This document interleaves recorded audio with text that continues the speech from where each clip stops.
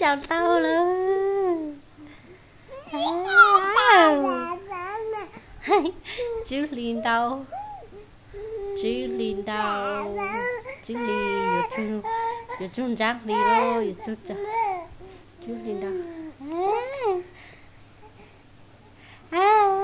Cái kìa, mình bánh cam chia.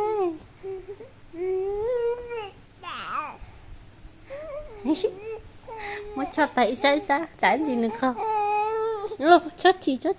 Yo, từ từ, yo cho tí puli, yo cho tí puli.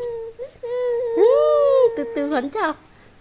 Con này có tua sợ e. Mày nè, mày. Bây giờ mày con gì? Con buồn lên trên này.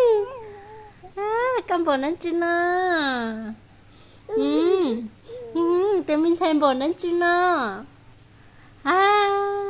Mình con trên nào.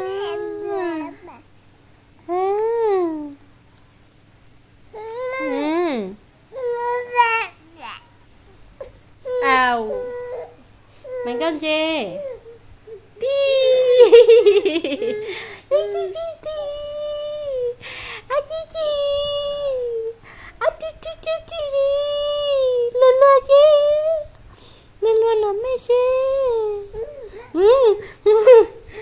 Nó cho ta nó cả cởi chắc tông mó nè hả?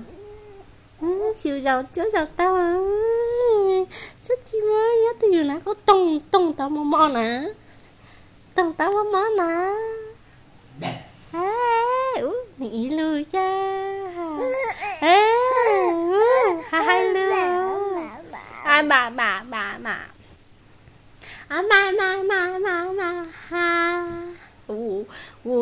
Sẽ linh ý đâu.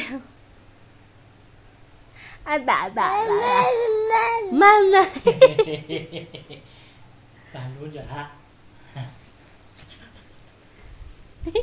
Ui, cậu chị ta khó hình nhá chị ta khó. Sẽ linh ý rồi.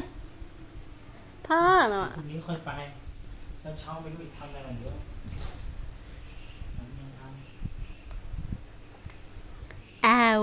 Bùi lấy. ไม่มีบ็อกเซอร์จริงเหรอ Yeah, tốt tao leo.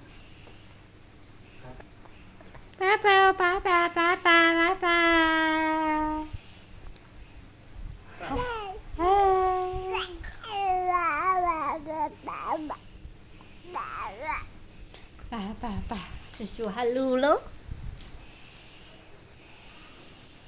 ไม่มีอ่ะ